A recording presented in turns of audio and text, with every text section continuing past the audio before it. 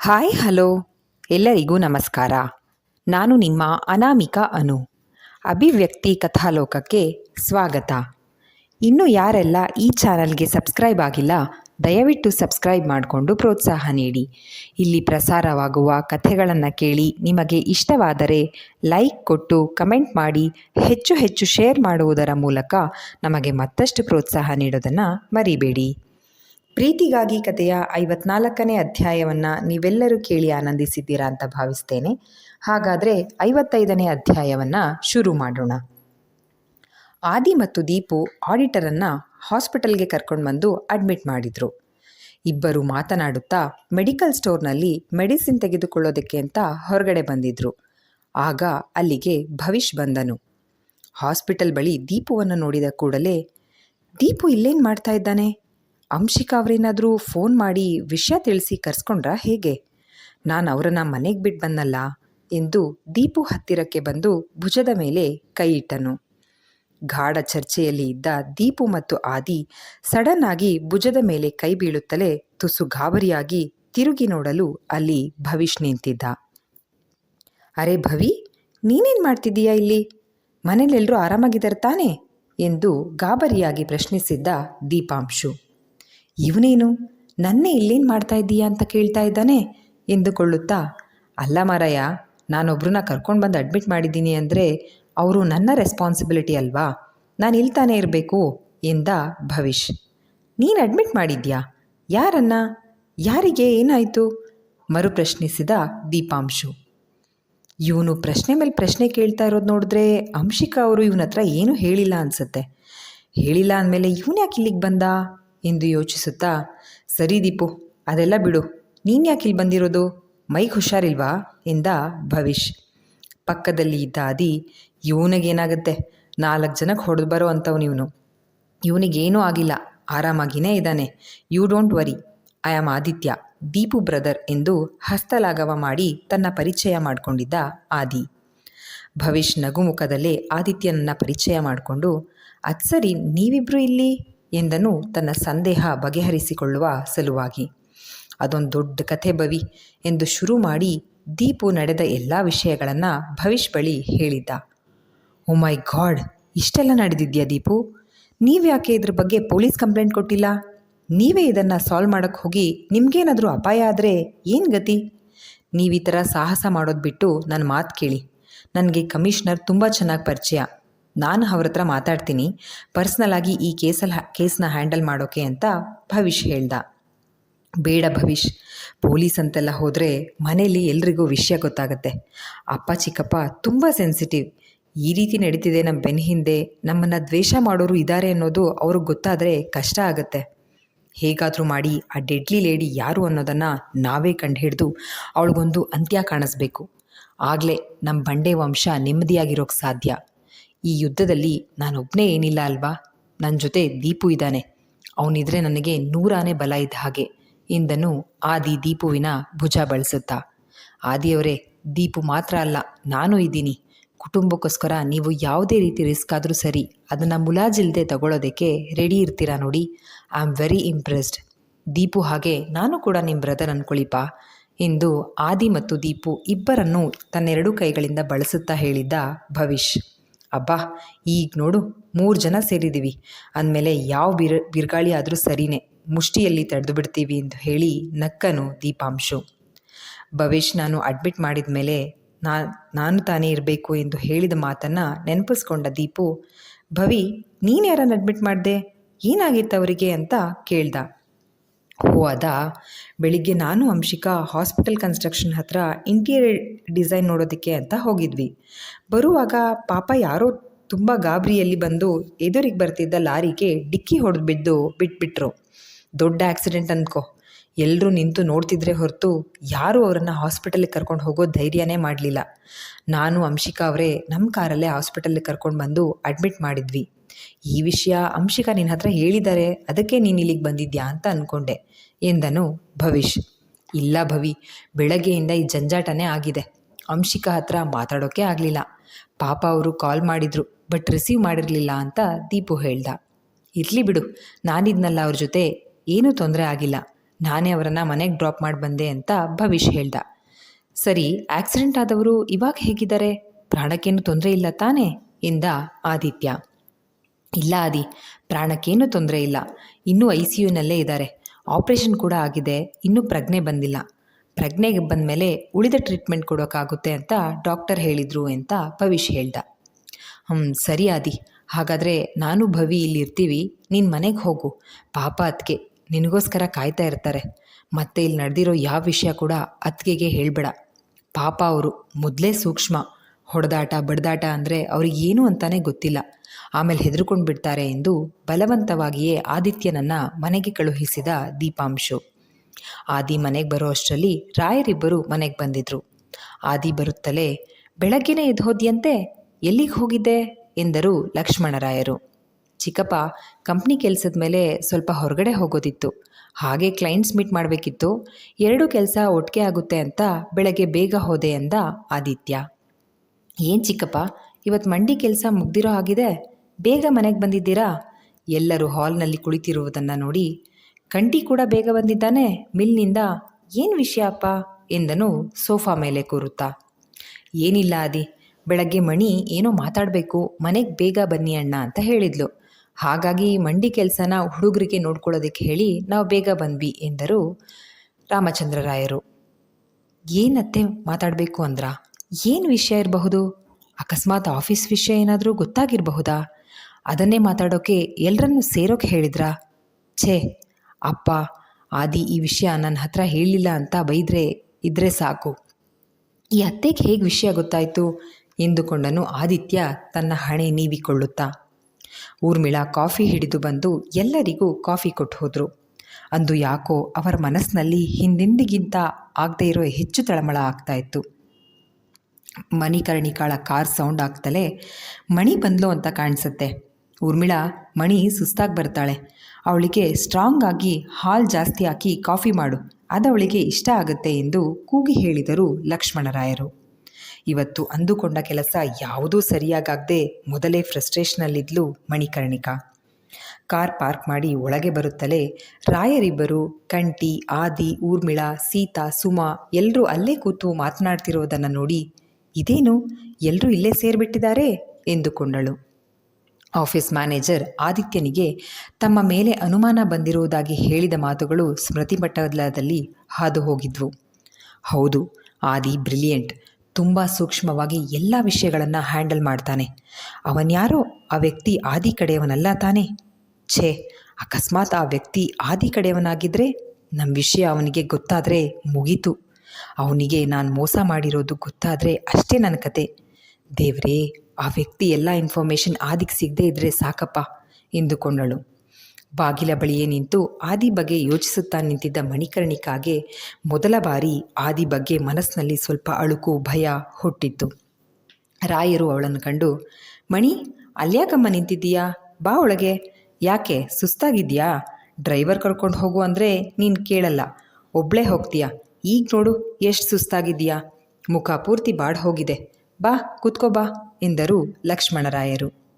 ಮಣಿಕರ್ಣಿಕಾ ತನ್ನ ಯೋಚನೆಯಿಂದ ಹೊರಬಂದು ಮುಖದಲ್ಲಿ ನಕಲಿ ನಗೆ ಹೊದ್ದು ಬಂದು ಸೋಫಾ ಮೇಲೆ ಕೂತಳು. ಊರ್ಮಿ, ಮಣಿಗೆ ಕಾಫಿ ತಂದುಕೊಡು ಎಂದರು ಲಕ್ಷ್ಮಣರಾಯರು. ಬೆಳಗ್ಗೆಯಿಂದ ಯೋಚನೆಯಲ್ಲಿ ತಲೆ ಸಿಡಿದಂತೆ ಆಗುತ್ತಿದ್ದ ಮಣಿಕರ್ಣಿಕಾ ಊರ್ಮಿಳಾ ಕೈನಿಂದ ಕಾಫಿ ಪಡೆದು ಕುಡಿಯುತ್ತಾ ಕೂತ್ಲು. ಮಣಿ, ಏನು ವಿಷಯನಮ್ಮ, ನನ್ನ ಮತ್ತೆ ಅಣ್ಣನ ಬೇಗ ಬರೋಕ್ಕೆ ಹೇಳ್ದೆ ಎಂದರು ಕುತೂಹಲದಿಂದ. ಲಕ್ಷ್ಮಣ, ಅವಳು ಮೊದಲು ಫ್ರೆಶ್ ಅಪ್ ಆಗಿ ಬರಲಿ, ಆಮೇಲೆ ಮಾತಾಡೋಣ ಎಂದರು ರಾಮಚಂದ್ರರಾಯರು. ಕಾಫಿ ಕುಡಿದು ರೂಮಿಗೆ ಹೋದ ಮಣಿಕರ್ಣಿಕಾ, ಸದ್ಯ ನಾನು ಅಂದ್ಕೊಂಡ ಹಾಗೆ ಯಾವುದೇ ರೀತಿ ವಿಷಯ ಗೊತ್ತಾಗಿಲ್ಲ. ಈ ಆದಿ ವೆರಿ ಡೇಂಜರಸ್. ದೀಪು ಆದರೆ ಎಮೋಷ್ನಲ್ ಆಗಿಬಿಡ್ತಾನೆ, ಬೇಗ ಅವನಿಗೆ ಏನೋ ಒಂದು ಸುಳ್ಳು ಹೇಳಿ ಮ್ಯಾನೇಜ್ ಮಾಡಬಹುದು. ಆದರೆ ಆದಿ ತುಂಬ ಕಷ್ಟ. ಸದ್ಯಕ್ಕೆ ಬೀಸೋದೊಣ್ಣೆಯಿಂದ ತಪ್ಪಿಸ್ಕೊಂಡ್ರೆ 100 ವರ್ಷ ಆಯಸ್ಸಂತೆ. ಈಗ ಸ್ವಲ್ಪ ಟೆನ್ಷನ್ ಫ್ರೀ ಆಯಿತು ಎಂದುಕೊಂಡಳು ಮಣಿಕರ್ಣಿಕಾ. ರೂಮಿನಿಂದ ಫ್ರೆಶ್ ಅಪ್ ಆಗಿ ಮೆಟ್ಟಿಲಿಳಿದು ಬರುವಷ್ಟರಲ್ಲಿ ಹಾರಿಕಾ ಕೂಡ ಮಣಿಕರ್ಣಿಕಾಳ ಜೊತೆಯಾದಳು. ಮಗಳ ಕೈ ಹಿಡ್ಕೊಂಡು ಕರ್ಕೊಂಡು ಬಂದು ಸೋಫಾ ಮೇಲೆ ಕೂರಿಸ್ತಾ, ನಾನು ಹೇಳಿದ ಮಾತ್ರಕ್ಕೆ ತಮ್ಮ ಕೆಲಸ ಬಿಟ್ಟು ಬಂದಿದ್ದೀರಾ, ಥ್ಯಾಂಕ್ಸ್ ಅಣ್ಣ ಎಂದಳು ಮಣಿಕರ್ಣಿಕಾ. ಇದೇನು ಮಣಿ ಥ್ಯಾಂಕ್ಸ್ ಅದು ಇದು ಅಂದ್ಕೊಂಡು, ನೀನು ನಮ್ಮ ತಂಗಿ, ಅಣ್ಣ ಬರ್ಬೇಕು ನೀನು ಅಂತ ಆರ್ಡರ್ ಮಾಡಿ ಸಾಕು, ನಾವು ಹಾಜರಿರ್ತೀವಿ ಎಂದರು ಲಕ್ಷ್ಮಣರಾಯರು. ಅದೆಲ್ಲ ಬಿಡು, ಅತ್ತೆ ಏನು ಇಂಪಾರ್ಟೆಂಟ್ ವಿಷಯ, ಎಲ್ಲ ಹತ್ರ ಮಾತಾಡೋ ಅಂಥದ್ದು, ಏನಾದರೂ ಸಮಸ್ಯೆನಾ? ಎಲ್ಲ ಸರಿಯಾಗಿದೆ ತಾನೇ ಎಂದನು ಆದಿತ್ಯ. ಅತ್ತೆಗೆ ಆಫೀಸ್ ವಿಷಯ ಗೊತ್ತಾಗಿ ಬೇಜಾರಿನಲ್ಲಿ ಮನೆಯವರ ಹತ್ರ ಮಾತನಾಡೋಕೆ ಬಂದಿದ್ದಾರೆ ಎಂದು ಕಲ್ಪಿಸಿಕೊಳ್ಳುತ್ತಾ. ಸಮಸ್ಯೆ ಇರೋದು ನಿಜ ಆದಿ, ಆದರೆ ಅದು ನನಗೆ ಸಂಬಂಧಪಟ್ಟಿದ್ದು ಎಂದಳು ಮಣಿಕರ್ಣಿಕಾ. ಎಲ್ಲರನ್ನೂ ಎಮೋಷ್ನಲ್ ಆಗಿ ತನ್ನ ವಶಕ್ಕೆ ತೆಗೆದುಕೊಳ್ಳುವ ಸಲುವಾಗಿ. ಏನು ಹೇಳ್ತಿದ್ಯಾ ಮಣಿ, ನಿನಗೆ ಸಮಸ್ಯೆನಾ? ಏನಾಗಿದೆ? ನಿನಗೆ ಸಮಸ್ಯೆ ಬರೋ ಅಂಥದ್ದು? ನಿಮ್ಮ ಅಣ್ಣಂದ್ರು ನಿನ್ನ ಒಂದು ಸಣ್ಣ ಕೂದಲು ಕೊಂಕೋಕ್ಕೆ ಬಿಡದೆ ಹೂವಿನ ಹಾಗೆ ನೋಡ್ಕೋತಾ ಇದ್ದಾರೆ, ಇನ್ನೇನಿದೆ ನಿನಗೆ ತೊಂದರೆ ಎಂದರು ಸೀತಾ. ಸೀತಾ, ನೀನು ಸುಮ್ಮನೆ ಇರು. ಮಣಿ ಮಾತನಾಡುವಾಗ ಮಧ್ಯದಲ್ಲಿ ಮಾತನಾಡಬೇಡ. ಅವಳು ಅದೇನೋ ಮನಸ್ಸಿನಲ್ಲಿ ಇಟ್ಕೊಂಡಿದ್ದಾಳೆ, ಅದನ್ನು ನಮ್ಮ ಹತ್ರ ಮಾತಾಡೋಕೆ ಬಿಡು ನೀನು ಎಂದರು ರಾಮಚಂದ್ರರಾಯರು. ನೀನು ಹೇಳಮ್ಮ ಮಣಿ, ನಾವಿಬ್ಬರು ನಿನ್ನ ಇಷ್ಟು ಕಣ್ಣಲ್ಲಿ ಕಣ್ಣಿಟ್ಟು ನೋಡ್ಕೊಳ್ತಾ ಇದ್ರು ಸಮಸ್ಯೆ ಇದೆ ಅಂತಿದ್ದೀಯಾ? ನಮ್ಮಿಂದ ಏನಾದರೂ ಬೇಜಾರಾಗಿದೆಯಾ ನಿನಗೆ ಎಂದರು. ಅಣ್ಣ, ನೀವಿಬ್ಬರು ನನ್ನ ತಂದೆ ತಾಯಿಗಿಂತ ಹೆಚ್ಚಾಗಿ ನೋಡ್ಕೋತಾ ಇದ್ದೀರಾ. ನಾನು ಸಮಸ್ಯೆ ಅಂತ ಹೇಳಿದ್ದು ನನ್ನ ಬಗ್ಗೆ ಅಲ್ಲ. ಏನಂದರೆ, ಹೆಣ್ಮಕ್ಳನ್ನು ಬೆಳೆಸೋದು ಎಷ್ಟು ಕಷ್ಟ ಅನ್ನೋದು ನಿಮಗೂ ಗೊತ್ತಿದೆ. ಅದು ಅಲ್ಲದೆ ಬೆಳೆದ ಹೆಣ್ಮಕ್ಳನ್ನು ಕಾಪಾಡಿಕೊಳ್ಳೋದು ಸೆರಗಲ್ಲಿ ಕೆಂಡ ಕಟ್ಕೊಂಡ ಹಾಗೆ. ಅಣ್ಣ, ಬೆಳೆದ ಮಕ್ಕಳಿಗೆ ಒಂದು ಮದುವೆ ಮಾಡಿ ಅವರದ್ದು ಅಂತ ಒಂದು ಸಂಸಾರ ಕಟ್ಕೊಟ್ರೆ ತಾನೇ ಹೆತ್ತೊಟ್ಟೆಗೆ ನೆಮ್ಮದಿ ಆಗುತ್ತೆ. ಹಾರಿಕಾಗೂ ಮದುವೆ ವಯಸ್ಸಾಗಿದೆ. ಇಷ್ಟು ದಿನ ಅವಳ ಎಜುಕೇಷನ್ ಮುಗಿಲಿ ಅಂತ ಕಾಯ್ತಾ ಇದ್ದೆ. ಈಗ ಅದು ಕೂಡ ಮುಗಿದಿದೆ. ಅವಳಿಗೆ ಒಂದು ಮದುವೆ ಮಾಡಿ ಮುಗಿಸ್ಬಿಟ್ರೆ ನನ್ನ ಅರ್ಧ ಜವಾಬ್ದಾರಿ ಕಳೆಯುತ್ತೆ. ಇನ್ನು ಕಂಠಿ ಒಬ್ಬ ಇರ್ತಾನೆ, ಅವನಿಗೆ ನಿಧಾನಕ್ಕೆ ಮಾಡಬಹುದು ಎಂದಳು ಮಣಿಕರ್ಣಿಕಾ ಹಾರಿಕಾ ಮದುವೆ ಬಗ್ಗೆ ಪೀಠಿಕೆ ಹಾಕುತ್ತಾ. ಮಣಿಕರ್ಣಿಕಾ ಮಾತನ್ನು ಕೇಳಿದ ರಾಯರು, ಇಷ್ಟೇನಾ ಮಣಿ, ನಿನ್ನ ಸಮಸ್ಯೆ ಅದು ಇದು ಅಂತ ಹೇಳಿದ ನೋಡಿ ಗಾಬರಿ ಆಗಿತ್ತು. ಇಷ್ಟು ಸಣ್ಣ ವಿಷಯಕ್ಕೆ ತಲೆ ಮೇಲೆ ಬಂಡೆ ಬಿದ್ದ ಹಾಗಿದೆಯಲ್ಲ. ಡೋಂಟ್ ವರಿ, ನಾವಿದ್ರ ಬಗ್ಗೆ ಯೋಚನೆ ಮಾಡಿಲ್ಲ ಅಂದ್ಕೊಂಡಿದ್ಯಾ? ನಾನು ಲಕ್ಷ್ಮಣ ಇದ್ರ ಬಗ್ಗೆ ಆಗಲೇ ಮಾತನಾಡಿದ್ವಿ. ಆದರೆ ಹಾರಿಕಾ ಈಗ ತಾನೇ ಹೊರದೇಶದಿಂದ ಓದಿ ಬಂದಿದ್ದಾಳೆ. ಇಷ್ಟು ದಿನ ನಮ್ಮೆಲ್ಲರಿಂದ ದೂರ ಇದ್ಲು.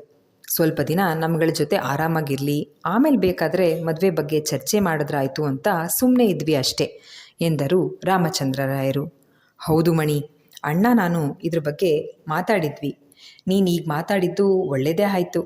ಹಾರಿಕಾ ಏನು ಬೇರೆ ಅಲ್ಲ, ಅವಳು ನಮ್ಮನೆ ಮಗಳು. ಅವಳ ಜವಾಬ್ದಾರಿ ಕೂಡ ನಮ್ಮದೇ. ನೀನೇ ಅವಳಿಗೆ ಮದುವೆ ಮಾಡಬೇಕು ಅಂತ ನಿರ್ಧಾರ ಮಾಡಿದ್ಮೇಲೆ ಇನ್ನೇನು ಮಾಡೋಣ ಬಿಡು. ಅಷ್ಟಕ್ಕೂ ಹಾರಿಕಾ ಮದುವೆ ಬಗ್ಗೆ ಯಾಕಷ್ಟು ಅರ್ಜೆಂಟ್ ಮಾಡ್ತಿದ್ಯಾ ಮಣಿ ಎಂದರು ಲಕ್ಷ್ಮಣರಾಯರು. ಹೌದು, ಈಗ ಹಾರಿಕಾ ಮದುವೆ ತುಂಬ ಇಂಪಾರ್ಟೆಂಟ್. ಅದು ಈಗಲೇ ಆಗಬೇಕು. ಆ ಹಾಳಾದವಳ ನೆರಳು ನಮ್ಮ ದೀಪು ಮೇಲೆ ಬೀಳದೇ ಇರೋ ಹಾಗೆ ಮಾಡಬೇಕು. ಹಾಗೆ ಮದುವೆ ಅಂತ ಶುರು ಆದರೆ ಆದಿ ಕೂಡ ಮದುವೆ ಓಡಾಟದಲ್ಲಿ ಆಫೀಸ್ ಕಡೆ ಅಷ್ಟು ಗಮನ ಕೊಡಲ್ಲ. ಆಗ ನನ್ನೆಲ್ಲ ಕೆಲಸಗಳನ್ನು ಸದ್ದಿಲ್ಲದೆ ಮುಗಿಸ್ಕೊಳ್ಬಹುದು ಎಂದು ಮನಸ್ಸಿನಲ್ಲೇ ಲೆಕ್ಕಾಚಾರ ಹಾಕಿಕೊಂಡ ಮಣಿಕರ್ಣಿಕಾ, ಅಣ್ಣ ಅದು ನಿನ್ನೆ ಜ್ಯೋತಿಷಿ ಬಳಿ ಹಾರಿಕಾ ಜಾತಕ ತೋರಿಸ್ದೆ. ಸದ್ಯಕ್ಕೆ ಹಾರಿಕಾ ಜಾತಕದಲ್ಲಿ ಗುರುಬಲ ನಡೀತಾ ಇದೆಯಂತೆ. ಈ ವರ್ಷದಲ್ಲಿ ಮದುವೆ ಯೋಗ ಕೂಡ ಇದೆ ಅಂದರು. ಈ ವರ್ಷ ಬಿಟ್ಟರೆ ಮತ್ತೆ ಹಾರಿಕಾ ಜಾತಕದಲ್ಲಿ ಮತ್ತೆ ಮದುವೆ ಯೋಗ ಇಲ್ವಂತೆ. ಅದಕ್ಕೆ ನನಗೆ ಗಾಬರಿ ಆಗ್ತಿರೋದಣ್ಣ. ಅವಳಿಗೆ ಬೇಗ ಮದುವೆ ಮಾಡಿ ಮುಗಿಸ್ಬಿಡ್ಬೇಕು ಅಂತ ಮಣಿಕರ್ಣಿಕಾ ಹೇಳಿದ್ಲು. ಸರಿ, ನೀನೇ ಡಿಸೈಡ್ ಮಾಡಿದ್ಮೇಲೆ ಇನ್ನೇನಿದೆ, ವರ್ಷ ಯಾಕೆ, 2 ತಿಂಗಳಲ್ಲೇ ಓಲ್ಗ ಓದಿಸ್ಬಿಡೋಣ ಬಿಡು. ಅಷ್ಟಕ್ಕೂ ಮಣಿ, ನೀನು ಯಾರನ್ನಾದರೂ ಹುಡುಗನ್ನ ನೋಡಿದ್ದೀಯಾ? ಇಲ್ಲ ಅಂದರೆ ನಮ್ಮ ಮ್ಯಾರೇಜ್ ಬ್ರೋಕರ್ಗೆ ಹೇಳಿದ್ರೆ ನಮ್ಮ ಮನೆತನಕ್ಕೆ ಸರಿ ಹೊಂದೋ ಅಂತ ಒಂದಷ್ಟು ಹುಡುಗರನ್ನು ನೋಡೋಕೆ ಹೇಳ್ತೀನಿ. ಹಾರಿಕಾನೆ ಖುದ್ದಾಗಿ ಅವಳು ಮದುವೆ ಆಗೋ ಹುಡುಗನನ್ನು ಸೆಲೆಕ್ಟ್ ಮಾಡ್ಕೊಂಡ್ಲಿ ಎಂದರು ಲಕ್ಷ್ಮಣರಾಯರು. ಸದ್ಯ ಅತ್ತೆಗೆ ಆಫೀಸ್ನಲ್ಲಿ ಫ್ರಾಡ್ ಆಗಿರೋ ವಿಷಯ ಗೊತ್ತಾಗಿಲ್ಲ. ಹಾರಿಕಾ ಮದುವೆ ವಿಷಯ ಮಾತಾಡ್ತಾ ಇದ್ದಾರೆ. ಹಾರಿಕಾ ನಡವಳಿಕೆ ಗಮನಿಸಿದ್ರೆ ಅವಳಿಗೆ ಬೇಗ ಮದುವೆ ಮಾಡಿ ಕಳಿಸೋದೇ ಒಳ್ಳೆಯದು. ಅತ್ತೆ ಅದು ಹೇಗೆ ಸಮಯಕ್ಕೆ ತಕ್ಕ ಹಾಗೆ ನಿರ್ಧಾರ ತಗೊಳ್ತಾರೆ? ನಿಜವಾಗ್ಲೂ ಅತ್ತೆ ಸೂಪರ್ ನೀವು. ಮದುವೆ ಆದಮೇಲಾದರೂ ಹಾರಿಕಾಗೆ ಜವಾಬ್ದಾರಿ ಬರುತ್ತೆ. ಅತ್ತೆ ಒಳ್ಳೆ ನಿರ್ಧಾರ ಮಾಡಿದ್ದಾರೆ ಎಂದು ಮನಸ್ಸಿನಲ್ಲೇ ಮಣಿಕರ್ಣಿಕಾಳನ್ನು ಕೊಂಡಾಡಿದ್ದ ಆದಿತ್ಯ. ಬೇರೆ ಎಲ್ಲಾದರೂ ಹುಡುಗನ ನೋಡಿದ್ಯಾ ಮಣಿ ಎಂದಾಗ ಮಣಿ ಕೋಪ ನೆತ್ತಿಗೇರಿತ್ತು. ಆದರೂ ತೋರಿಸ್ಕೊಳ್ದೆ, ಅಣ್ಣ ಏನು ಹೇಳ್ತಿದ್ದೀರಾ? ಹಾರಿಕಾಗೆ ಬೇರೆ ಕಡೆ ಸಂಬಂಧ ನೋಡೋದು ಯಾಕೆ? ಅಂಗೈನಲ್ಲಿ ಬೆಣ್ಣೆ ಇಟ್ಕೊಂಡು ತುಪ್ಪಕ್ಕೆ ಯಾರಾದರೂ ಊರು ತುಂಬ ಅಲಿತಾರಾ? ಹಾರಿಕಾ ಮತ್ತು ನಮ್ಮ ದೀಪು ಚಿಕ್ಕ ವಯಸ್ಸಿನಿಂದ ಜೊತೆಲೇ ಆಡ್ಬೆಳೆದವರು. ಇಬ್ಬರು ಒಬ್ಬರ ಕಷ್ಟಗಳಿಗೆ ಇನ್ನೊಬ್ಬರು ಚೆನ್ನಾಗಿ ಆಗ್ಬರ್ತಾರೆ. ಇಬ್ಬರಲ್ಲೂ ತುಂಬ ಒಳ್ಳೆ ಅಂಡರ್ಸ್ಟ್ಯಾಂಡಿಂಗ್ ಇದೆ. ಇಬ್ಬರು ಜೊತೆಯಾದರೆ ತುಂಬ ಚೆನ್ನಾಗಿರುತ್ತೆ ಅಲ್ವಾ ಅಣ್ಣ? ಅದು ಅಲ್ಲದೆ ನನಗೆ ತವರು ಮನೆ ಅನ್ನೋ ಸೆಂಟಿಮೆಂಟ್ ಇದೆಯಲ್ವಾ, ಅದಕ್ಕೆ ದೀಪುಗೆ ನಮ್ಮ ಹಾರಿಕಾನ ಕೊಟ್ಟು ಮದುವೆ ಮಾಡಬೇಕು ಅನ್ನೋದು ನನ್ನ ಆಸೆ. ನೀವು ಒಪ್ಕೋಬೇಕು ಎಂದಳು ಮಣಿಕರ್ಣಿಕಾ. ಮಣಿಕರ್ಣಿಕಾಳ ಮಾತಿನಿಂದ ರಾಯರಿಬ್ಬರು ಸ್ವಲ್ಪ ಗಲಿಬಿಲಿಯಾದರೂ ಸಹ ಸ್ವಲ್ಪ ಹೊತ್ತು ಯೋಚಿಸಿ, ಒಳ್ಳೆ ಯೋಚನೆನೇ ಮಣಿ, ಇಷ್ಟು ಒಳ್ಳೆ ಯೋಚನೆ ನನಗೆ ಬಂದೇ ಇರಲಿಲ್ಲ ನೋಡು. 2 ಮಕ್ಕಳು ನಮ್ಮ ಕಣ್ಮುಂದೆ ಬೆಳೆದವರು ಈಗ ಸತಿಪತಿಗಳಾಗಿ ನಮ್ಮ ಜೊತೆಲೇ ಇರ್ತಾರೆ ಅಂದರೆ ಕೇಳೋಕೆ ತುಂಬ ಖುಷಿ ಅನ್ನಿಸ್ತಿದೆ. ನೀನೇನು ಹೇಳ್ತೀಯ ಲಕ್ಷ್ಮಣ ಎಂದು ತಮ್ಮನ ಕಡೆ ತಿರುಗಿದ್ರು ರಾಮಚಂದ್ರರಾಯರು. ನೀವಿಬ್ಬರು ನಿರ್ಧಾರ ಮಾಡಿದ್ಮೇಲೆ ನಂದೇನಿದೆ ಅಣ್ಣ, ಆದರೆ ದೀಪುಗೆ ಇಷ್ಟು ಬೇಗ ಮದುವೆ ಅನ್ನೋದೇ ದಿಗ್ಲು ಆಗ್ತಿರೋದು. ಅವನಿನ್ನೂ ಚಿಕ್ಕ ಹುಡುಗನ ಥರ ಆಡ್ತಾನೆ. ಅವನಿಗೆ ಜವಾಬ್ದಾರಿ ಅನ್ನೋದೇ ಇಲ್ಲ. ಸಂಸಾರ ಅನ್ನೋದು ಸುಲಭದ ಮಾತಲ್ಲ ಅಣ್ಣ, ಅದನ್ನು ಹೇಗೆ ನಿಭಾಯಿಸ್ತಾನೆ ಅನ್ನೋದು ನನಗೆ ಟೆನ್ಷನ್ ಆಗ್ತಿದೆ ಎಂದರು ಲಕ್ಷ್ಮಣರಾಯರು. ಸಣ್ಣ ಸಣ್ಣ ವಿಷಯಕ್ಕೆ ನೀವಿಬ್ಬರು ಟೆನ್ಷನ್ ಮಾಡ್ಕೋತೀರಾ. ಮದುವೆ ಅಂತ ಆದಮೇಲೆ ಜವಾಬ್ದಾರಿ ಅನ್ನೋದು ತನ್ನಿಂದ ತಾನೇ ಬರುತ್ತೆ. ಇನ್ನು ಸಂಸಾರ ನಿಭಾಯಿಸ್ಕೊಂಡು ಹೋಗೋಕೆ ಅವನೇನು ಬೇರೆ ಮನೇಲಿ ಇರ್ತಾನಾ? ಇಲ್ಲೇ ನಮ್ಮ ಜೊತೆಲೇ ಇರ್ತಾನೆ. ನಾವಿಲ್ವಾ, ಎಲ್ಲ ಸರಿ ಹೋಗುತ್ತೆ ಬಿಡು. ಒಂದು ಒಳ್ಳೆ ದಿನ ನೋಡಿ ಗುರುಗಳ ಹತ್ತಿರ ಇಬ್ಬರ ಜಾತಕ ತೊಗೊಂಡು ಹೋಗಿ ತೋರಿಸ್ಕೊಂಡು ಬರೋಣ. ಆಮೇಲೆ ಮುಂದಿನದ್ದು ನಿರ್ಧಾರ ಮಾಡೋಣ. ಊರ್ಮಿಳಾ, ನಿನಗೂ ಒಪ್ಪಿಗೆ ಅಲ್ವೇನಮ್ಮ ಹಾರಿಕಾ ನಿನ್ನ ಸೊಸೆಯಾಗಿ ಬರೋದು ಎಂದರು ರಾಮಚಂದ್ರರಾಯರು ಅಲ್ಲೇ ಇದ್ದ ಊರ್ಮಿಳಾಳನ್ನು ಕರೆದು. ಮನಸ್ಸು ಒಪ್ಪುತ್ತಿಲ್ಲವಾದರೂ ದೊಡ್ಡವರ ಮಾತಿಗೆ ಎದುರಾಡದ ಊರ್ಮಿಳಾ, ನೀವೇ ಎಲ್ಲ ತೀರ್ಮಾನ ಮಾಡಿದ್ಮೇಲೆ ನನಗೇನು ಅಭ್ಯಂತರ ಇಲ್ಲ ಭಾವ. ಆದರೆ ಮದುವೆ ಆಗೋರು ಹಾರಿಕಾ ಮತ್ತು ದೀಪು. ಮೊದಲು ಅವರಿಬ್ಬರಿಗೆ ಒಪ್ಪಿಗೆ ಆಗಬೇಕು ಅಲ್ವಾ?